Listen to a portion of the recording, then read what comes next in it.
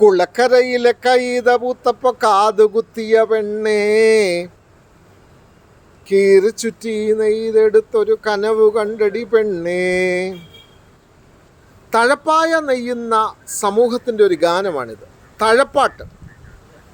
ഇത് ഈ മാവേലിക്കര ഭാഗങ്ങളിൽ ഉള്ള ഒരു സമൂഹത്തിൻ്റെ ഒരു ഗ്രാമീണ ഗാനമാണ് തഴപ്പാട്ട്.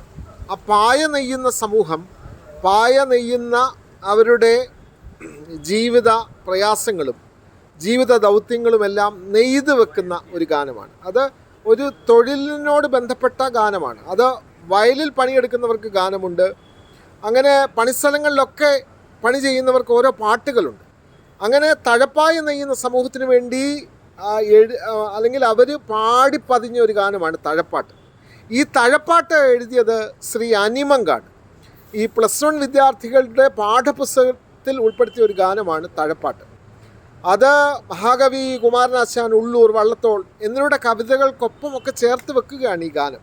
എന്താണ് ഈ പായ എന്ന് ചോദിക്കുന്ന ഒരു ഏറ്റവും ജെൻസി സമൂഹമാണ് ഈ കാലത്തുള്ളത്. അപ്പോൾ പായ എന്ന് പറഞ്ഞാൽ ഈ മെത്തകളൊക്കെ ലഭിക്കുന്നതിന് മുമ്പ് നമ്മൾ കിടക്കാൻ ഉപയോഗിച്ചിരുന്ന ഒരു സാധാരണ പ്രതലത്തിൽ വിരിച്ചിരുന്ന ഒരു വസ്തുവാണ് പായ.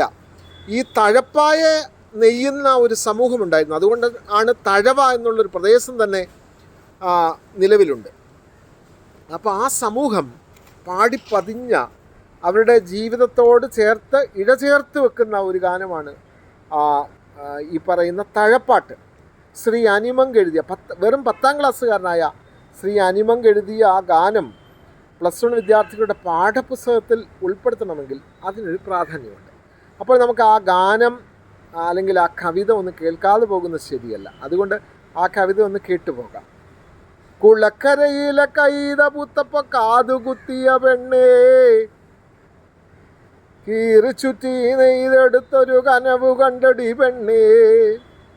പൂത്തു നിന്ന കൈതപ്പൂക്കൾ പുഞ്ചിരി തൂകി നിന്നേ, കാലം തെറ്റിയ മഴയെ നോക്കി പിരാകി നിന്നടി പെണ്ണേ. തഴയറുത്തു ഞാൻ വയൽക്കരയിൽ തളർന്നിരുന്നടി പെണ്ണേ, വിരലമർത്തി ഞാൻ നീട്ടിത്തുപ്പിയ വെറ്റില പാക്കിലെ ചൂര്. തഴയറുത്തു ഞാൻ വയൽക്കരയിൽ തളർന്നിരുന്നടി പെണ്ണേ, വിരലമർത്തി ഞാൻ നീട്ടിത്തുപ്പിയ വെറ്റില പാക്കിലെ ചൂര്. തഴയും കീറി സൊറ പറഞ്ഞു ഞാൻ പായത്തുമ്പേലിരുന്നേ, പതക്കം വന്നൊരു പനച്ചിത്തള്ളയുടെ പതക്കം കേട്ട് ഞാനിരുന്നേ. തഴയും കീറി സൊറ പറഞ്ഞു ഞാൻ പായത്തുമ്പേലിരുന്നേ, പതക്കം വന്നൊരു പനച്ചിത്തള്ളയുടെ പതക്കം കേട്ടു ഞാനിരുന്നേ. പാട്ട് കേട്ട് ഏറ്റുപാടിയ പൂങ്കുയിലിനെ കണ്ടേ, പാലമര തണലിൽ വന്ന് മതിമറഞ്ഞു ഞാൻ നിന്നേ. ചടഞ്ഞിരുന്നു ഞാൻ നെയ്തെടുത്തൊരു പായ കണ്ടൊടി പെണ്ണേ, പായം വന്നൊരു പായത്തുമ്പേൽ പാട്ടും കേട്ട് ഞാനിരുന്നേ. ചടഞ്ഞിരുന്നു ഞാൻ നെയ്തെടുത്തൊരു പായ കണ്ടൊടി പെണ്ണേ, പായം വന്നൊരു പായത്തുമ്പേൽ പാട്ട് കേട്ട് ഞാനിരുന്നേ. പാട്ട് കേട്ടു ഞാനിരുന്നേ, പാട്ട് കേട്ടു ഞാനിരുന്നേ. തഴപ്പാട്ട്. ഞാൻ ഒരു തഴപ്പാട്ട് ശ്രീ അനിമങ്ക് എഴുതിയ ഈ മനോഹരമായ കവിത മാത്രമാണ് ഞാൻ പറഞ്ഞത്. ഇങ്ങനെ നമ്മൾ അറിയപ്പെടാത്ത എത്രയോ ഗാനങ്ങളാണ് ഈ തൊഴിലിടങ്ങളിൽ ഉൾത്തുടിപ്പോടെ നിറഞ്ഞു നിൽക്കുന്നത് അല്ലേ.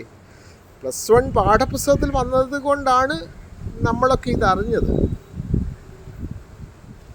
വെറും അക്ഷരാഭ്യാസം മാത്രമുള്ളവർ എഴുതിയ എത്രയോ കവിതകൾ, എത്രയോ അറിയപ്പെടുന്ന ഗായകർ നാടൻ പാട്ടുകളായി അവതരിപ്പിക്കുന്നു. ശ്രീ കലാഭവൻ മണിയെപ്പോലെയുള്ള നാടൻ പാട്ടിൻ്റെ തമ്പുരാക്കന്മാർ അവതരിപ്പിച്ച എത്രയോ കവിതകൾ, എത്രയോ നമ്മൾ അറിയപ്പെടാത്ത ആളുകൾ എഴുതി വെച്ചതാണ്. അപ്പോൾ ഈ തഴപ്പാട്ട് ഇഷ്ടപ്പെട്ട് എങ്കിൽ ഒന്ന് കമൻ്റ് ഇടണേ.